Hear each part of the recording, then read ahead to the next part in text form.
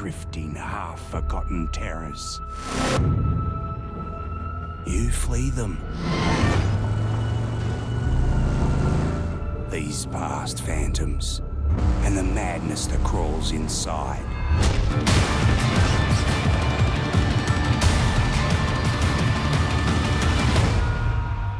Le jeu en lui-même est un énorme monde ouvert d'action et d'aventure.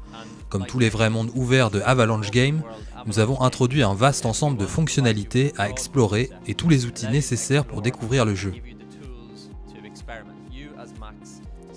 Le début est simple, vous commencez en incarnant Max qui perd sa voiture et devait reconstruire une nouvelle machine de guerre, la Magnum Opus, comme dans le film en parcourant bien sûr le vaste monde de Mad Max.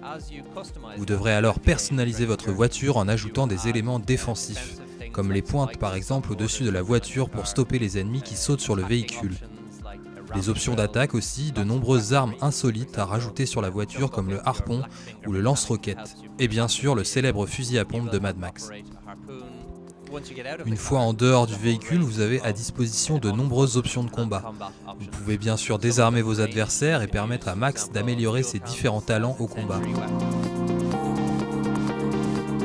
Nous n'avons pas vraiment repris la chronologie du film, mais vous y retrouverez certains éléments.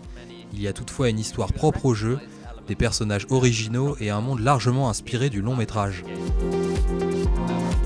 La vision et la direction artistique est la même dans le jeu que dans le film.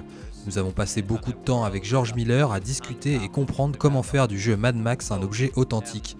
Comment les véhicules sont construits, comment les différents personnages se comportent, ou comment développer un monde crédible par rapport au film original.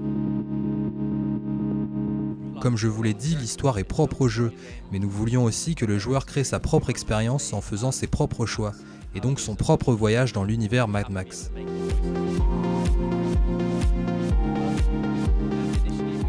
En ce qui concerne l'inspiration, c'est vrai qu'à Avalanche Games, nous sommes assez familiers avec les ambiances post-apocalyptiques, les jeux d'action avec des explosions et actions en tout genre.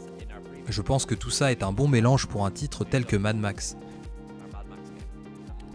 Vous pouvez déjà tester le jeu ici à la Gamescom, mais en ce qui concerne la sortie commerciale du jeu, elle est prévue pour le 1er septembre.